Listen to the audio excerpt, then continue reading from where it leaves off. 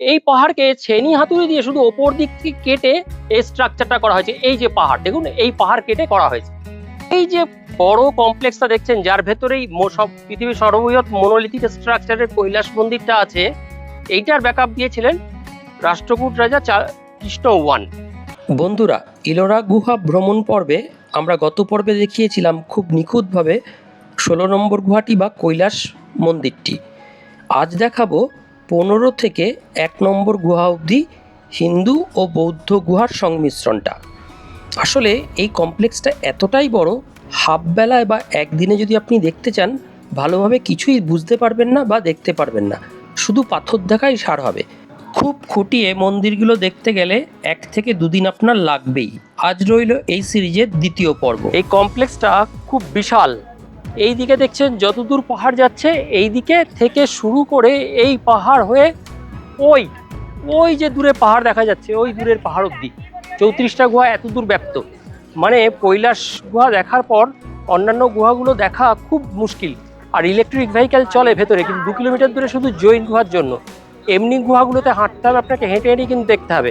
তাই পুরো একটা দিন ইলোরার জন্য রাখতে পারলে ভালো, না হলে মেন গুহাগুলোই দেখে চলে যেতে হবে।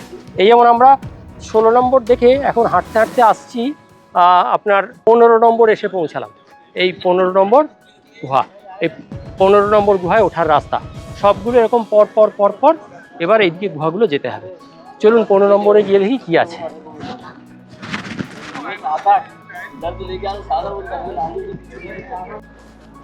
এই দেখুন, এখান থেকে এই তলা।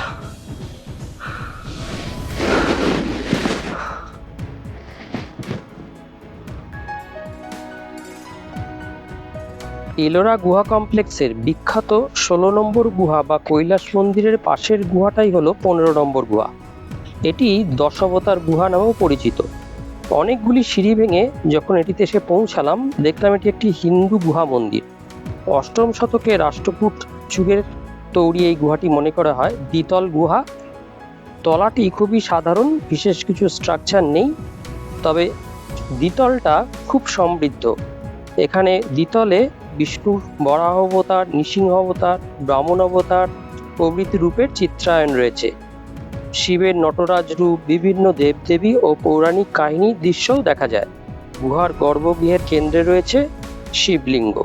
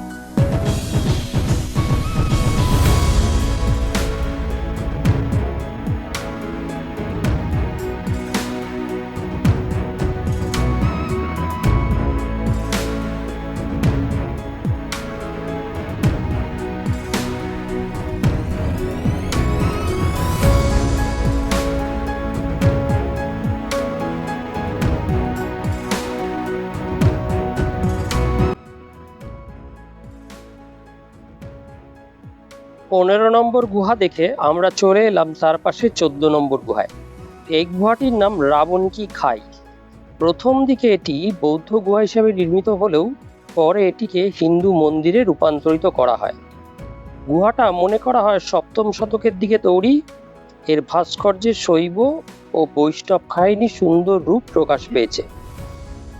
বিভিন্ন গুরুত্বপূর্ণ ভাস্কর্যগুলোর মধ্যে রয়েছে শিব ও পার্বতী, এই মহিষাসুর মর্দিনী দুর্গার মূর্তি, বিষ্ণুর বিভিন্ন রূপ, এই রাবণের, এই যে রাবণ শিব পার্বতীকে কাঁধে তুলে কৈলাস সময় তুলে নেওয়ার চিত্র, এই প্যানেলগুলো গুরুত্বপূর্ণ।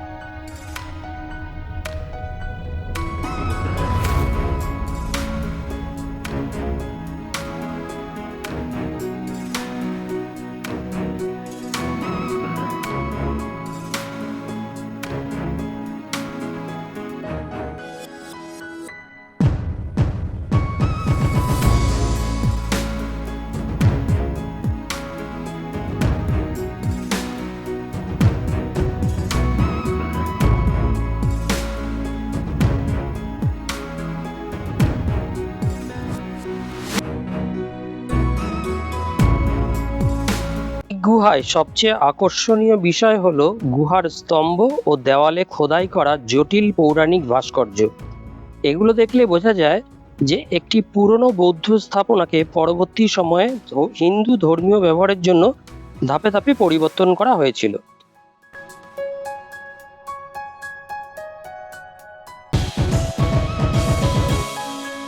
গুহা নম্বর 13 অপেক্ষাকৃত ছোট গুহা। এগুলো প্রধানত শৈব গুহা বলেই পরিচিত।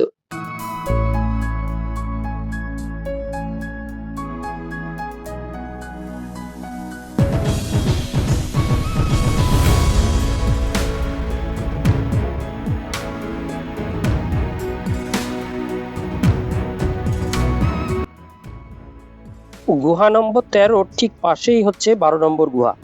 এই 12 নম্বর গুহাকে বলা হয় 3 তাল গুহা বা 3 স্টোরিড কেভ।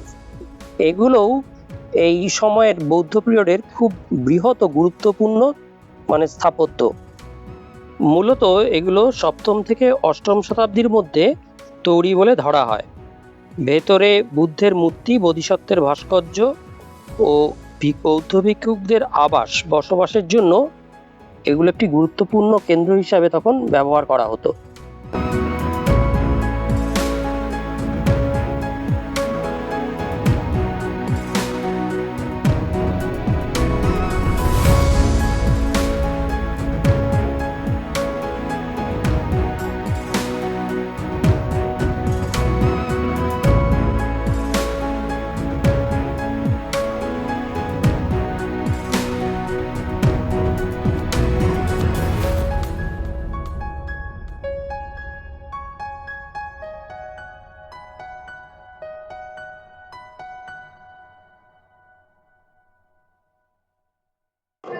এইটা হলো গুহার একতলা বৌদ্ধ ভিক্ষুকদের অসংখ্য কক্ষ।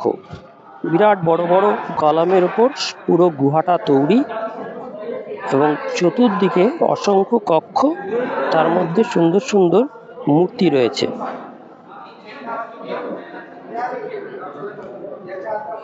এই জায়গায় একসঙ্গে অনেক বৌদ্ধ মূর্তি দেওয়ালে স্থাপত্য করা রয়েছে।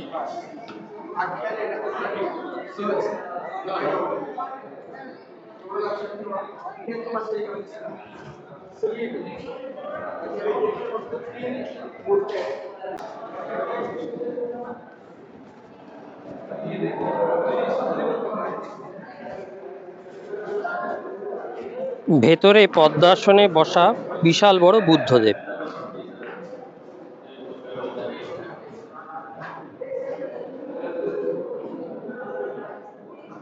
চতুর্দিকে অসংখ্য বুদ্ধদেবের মূর্তি, কিন্তু ভেতরে আলো খুব কম থাকায় পরিষ্কার বোঝা বা দেখা খুব মুশকিল।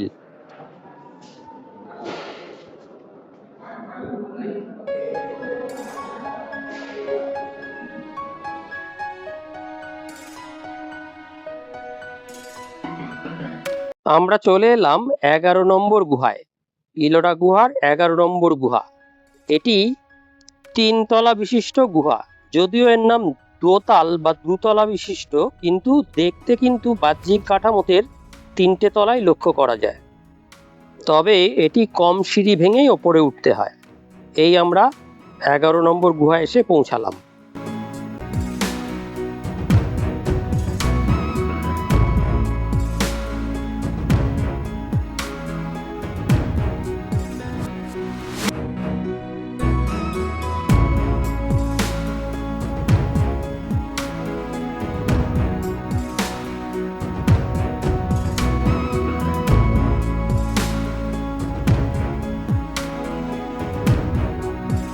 বন্ধুরা, এখন আমরা চলে এসেছি ইলোরা গুহা কমপ্লেক্সের 10 নম্বর গুহার সামনে।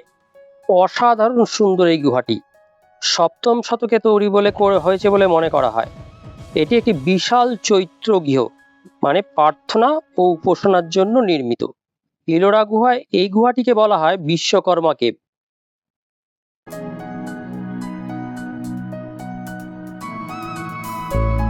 এই গুহাটিকে আরো একটা নামে ডাকা হয়, সেটা হলো কার্পেন্টার্স কেভ। কারণ চলুন ভেতরে ঢুকেই কারণটা নিজের চোখে দেখে নিতে পারবেন। কারণ হলো ভেতরে অসাধারণ প্যানেলের মধ্যে বৌদ্ধ মূর্তি, ভগবান বুদ্ধের দুপাশে পদ্মপাণি ও বজ্রপাণি, এবং ওপরটা দেখুন, মনে হচ্ছে যেন পাথরের ছাদ আর কাঠের বিমের মতো খোদাই করে এই গুহার ছাদটা তৈরি।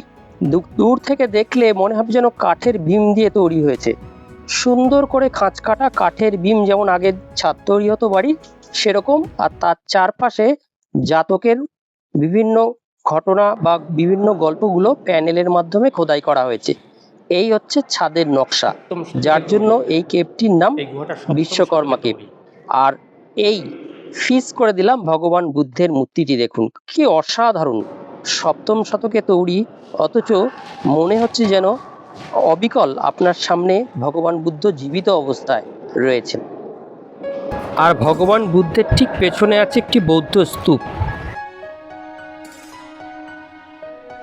বন্ধুরা, এখন আমরা চলে এলাম ইলোরা গুহা কমপ্লেক্সের 8 ও 9 নম্বর গুহায়।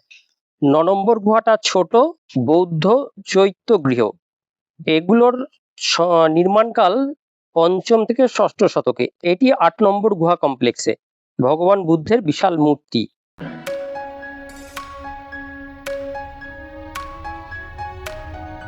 বুদ্ধ ও বোধিসত্ত্বের ভাস্কর্য, পাথর কেটে তৈরি কিন্তু সহজ সরল স্থাপত্য, কি সুন্দর, এখনো যেন অবিকৃত অবস্থায় রয়েছে। এই দুটো গুহা একটু ছোট, কিন্তু এগুলো মনে করা হয় ওই ভিক্ষুকদের আবাসস্থল। মোটামুটি এই ছোট ছোট এই যে কুঠুরিতে ওনারা থাকতেন, ভেতরের কুঠুরিগুলোর ভেতর আমি ঢুকে দেখেছিলাম, এখনো কিন্তু বেশ পরিষ্কার পরিচ্ছন্ন এবং ভেতরটা খুব ঠান্ডা, মনোরম পরিবেশ।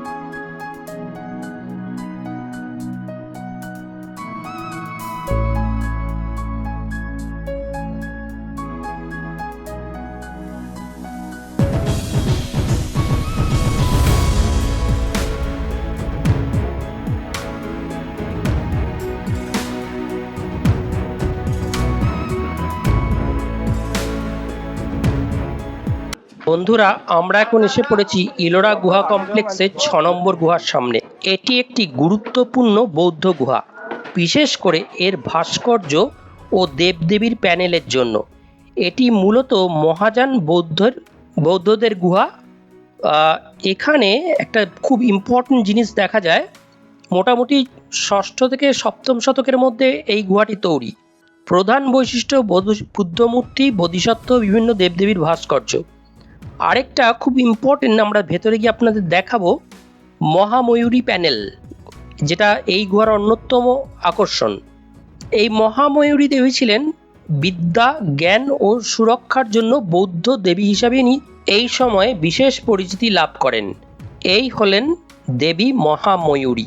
এখানে দেখা যায় আস্তে আস্তে বৌদ্ধ ধর্মে শুধু বুদ্ধদেব ছাড়াও অন্যান্য দেবদেবীর পুজো আস্তে আস্তে প্রচলিত হচ্ছিল। এই মহাময়ূরী দেবী এটি হচ্ছে এই গুহার দ্বারপাল।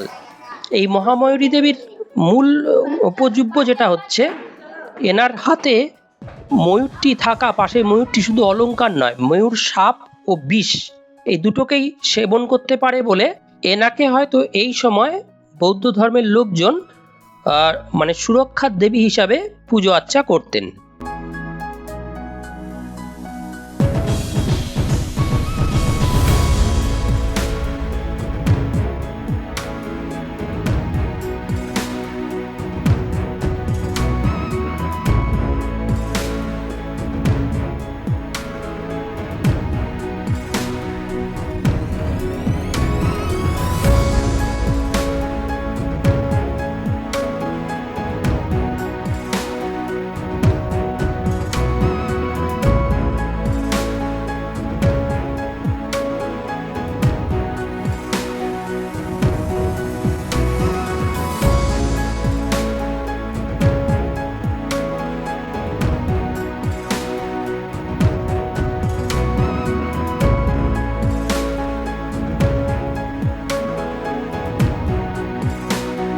নম্বর গুহা দেখে এই সংকীর্ণ পথ দিয়ে চলেছি 5 নম্বর গুহার পথে। মাঝে ওপর থেকে এইরকম শীর্ণ একটি জলধারা ঝরে পড়ছে, এটা কি বুঝলাম না। এই এসে পৌঁছালাম 5 নম্বর গুহার প্রবেশ পথে।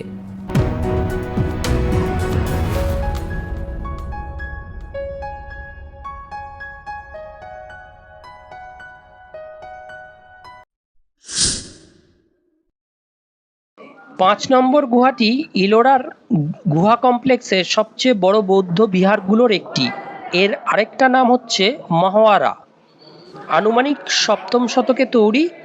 গুহাটি বিশাল, 36 মিটার লম্বা, 18 মিটার চওড়া, ছাদ প্রায় 24টা পিলারের ওপর। এইরকম পিলার 24টা পিলারের ওপর আবার সুন্দর কারুকার্য, আর দুই দিকে এরকম লম্বা পাথরের প্ল্যাটফর্ম করা। দেখছেন এই জায়গাগুলো দেখবেন, আমরা ওই মায়াপুর টায়াপুর গেল এরকম তলায় ওইখানটা বসায়, আর এই স্ট্যান্ড গুলোতে খেতে দেয়। এটা ডাইনিং হল, দুদিকে সারি ভাবে বসতো আর একদিকে বসতো, আর ওপরের ওই উঁচু জায়গাটায় ওদের খাবার রেখে খেত আর কি। এটা একটা ডাইনিং হল হিসেবে। আর ওই যে ঘরগুলো আছে ওইখানে, ওইগুলো হচ্ছে বিহার, ওগুলোতে থাকতো। এটি সভাকক্ষ বা ডাইনিং হল বা যাই হোক, এই পুরো হলটার ঠিক মাঝখানে ভগবান বুদ্ধের মূর্তি।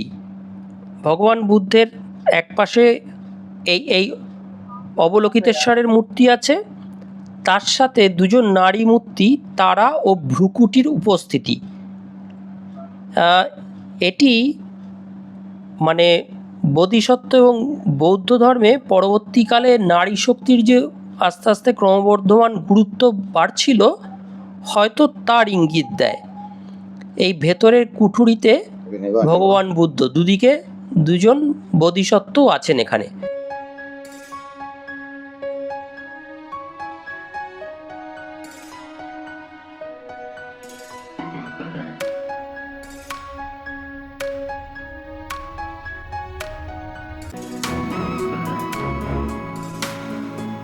পাঁচ নম্বর গুহা দেখে একটি সংকীর্ণ পথে সিঁড়ি বেয়ে নেমে এলাম 4 নম্বর গুহার কাছে। এখানে পথগুলি খুব সংকীর্ণ এবং খুব সাবধানে চলাই ভালো।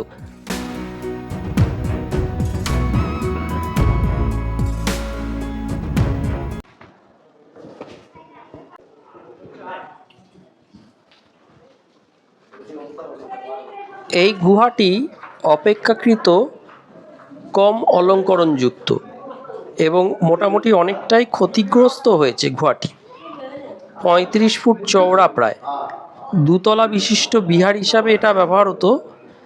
ভেতরে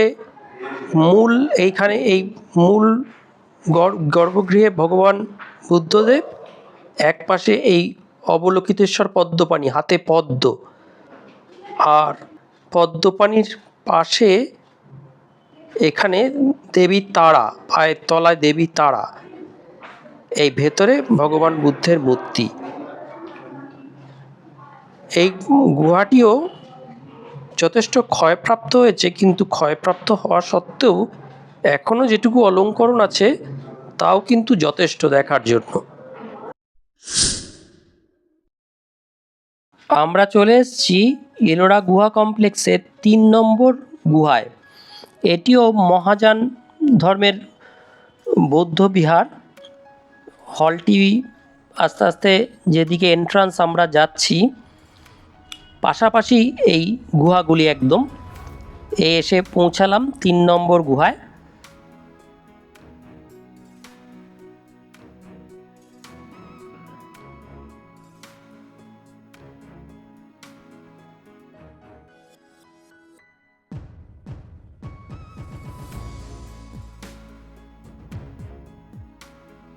গুহার ভেতরটি বেশ প্রশস্ত। আশেপাশের দেওয়ালে ছোট ছোট প্রায় 12টা ঘর আছে, 12টি কক্ষ আছে। বৌদ্ধ ভিক্ষুকদের থাকার জন্য এই কক্ষগুলো ছিল মূলত।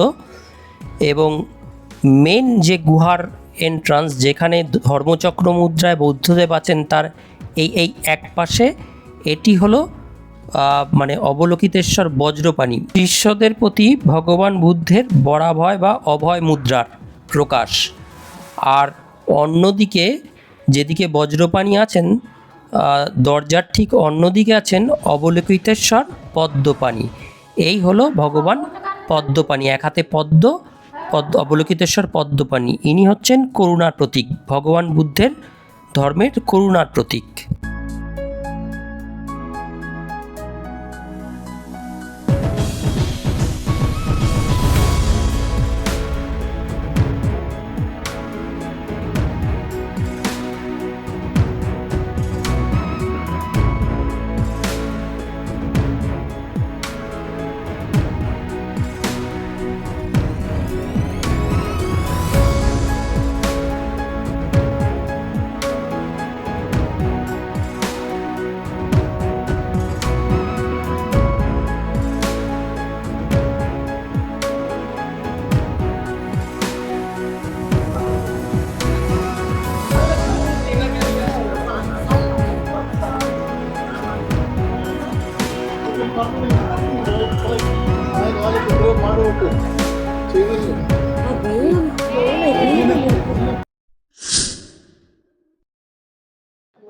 এলোরা কেভসের মধ্যে 2 নম্বর গুহাটা, এটাও মহাযান বৌদ্ধ গুহাগুলোর অন্যতম। ষষ্ঠ শতকের মাঝামাঝিতেই তৈরি হয়েছে, বিশাল বড়, মানে ভেতরের যে হলটা আছে প্রায় 50 স্কোয়ার ফিট হবে। আর সুন্দর সুন্দর এরকম চতুর্দিকে অজস্র বুদ্ধ মূর্তি, কোনটা কি কিছুই বুঝতে পারছি না, কিন্তু এত সুন্দর স্কাল্পচারগুলো সেখান থেকে মানে চোখ ফেরানো দেয়, অজস্র মূর্তি। আর পুরো হলটা এই রকম ছোট বড় প্রায় 12খানা পিলার, এই যে মাঝে এরকম বড় বড় 12খানা পিলার দিয়ে মানে ধরে রেখেছে ছাদটা। কি সুন্দর, প্রতিটা পিলার অসম্ভব সুন্দর করে অলঙ্করণযুক্ত। এবং ভেতরে ভগবান বুদ্ধের বিভিন্ন মানে মুদ্রায় বিভিন্ন বৌদ্ধ মূর্তি আছে। ভেতরটা খুবই সুন্দর। এবং এই গুহায় দেখলাম ভগবান বুদ্ধের পাশে অসংখ্য নারী দেবীর মূর্তি আছে, বোধিসত্ত্ব সহচরী মূর্তি বলছেন এগুলো, গাইডরা বলে দিলেন আমাদের, বোধিসত্ত্ব সহচরী মূর্তি। এই মূল গর্ভগৃহে ধর্মচক্র মুদ্রায় ভগবান বুদ্ধ, তার চারপাশে অসংখ্য নারী দেবীর ছবি আছে। এই যে এইগুলোতে ভেতরগুলোতে ভালো করে, যদিও আলো খুবই কম, কিন্তু একটু ভালো করে খেয়াল করলে বোঝা যায় পুরো গুহার ভেতরটা আমরা আলো ফেলে সুন্দর করে দেখেছিলাম, তাতে ভেতরের কাজগুলিও অনবদ্য। এই যে অসংখ্য নারী দেবীরও মূর্তি আছে। আর ইনিই হলেন মৈত্রেয়, মানে ভবিষ্যৎ বুদ্ধ। এটা আমাদের গাইডরাই বলে দিয়েছেন, মানে যিনি পরে বুদ্ধদেবের ধর্মকে আরও প্রচার এবং প্রসারিত করবেন, ইনি হচ্ছেন সেই মৈত্রেয়, ভবিষ্যৎ বুদ্ধ আর কি।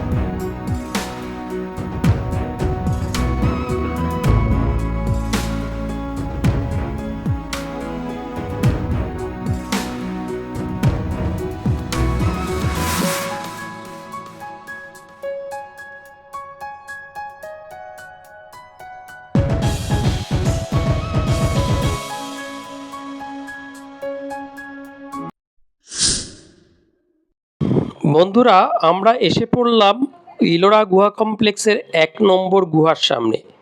এই গুহাটি একদম সহজ সরল, কোনো জাঁকজমক সৌন্দর্য সেরকম বিশেষ কিছু নেই। এগুলো মনে হয় একদম প্রথম দিকে গুহা, মানে যখন এখানে ওনারা আসছেন, থাকবেন, পরিকল্পনা করছেন। শুধু এই রকম একটি বর্গাকার জায়গার চতুর্দিকে অজস্র কুঠুরি, এক দেওয়াল এরকম অজস্র মানে গর্ত করা আছে, ঠিক বুঝলাম না, কিন্তু সুন্দর। অজন্তা বা ইলোরা দেখতে আসলে আপনারা সাথে কিছু খাবার নিয়ে আসবেন। সব জায়গায় ডাস্টবিন আছে, খেয়ে ফেলে দিতে পারবেন। শুকনো বিস্কুট, কেক, কলা, জল। আমরা শীতকালে এসেছি, তাও ঘুরে ঘুরে ভীষণ ক্লান্ত লাগছে। ১৬ নম্বর থেকে ১ নম্বর গুহায় এসে বসেছি, সমস্তটাই প্রায় দেখেছি, কিন্তু এবার এত টায়ার্ড লাগছে আর পা চালিয়ে যেতে ইচ্ছা করছে না। ইলেকট্রিক ভেহিকেল আছে, তবে বেশি লোকের তুলনায় ইলেকট্রিক ভেহিকেল খুব অপ্রতুল। আর জৌন গুহাগুলো প্রায় ২ কিলোমিটার দূরে, ওগুলোতে আপনাকে ইলেকট্রিক ভেহিকেলেই যেতে হবে। মানে একটু এই ব্যাপারটা মাথায় রাখবেন।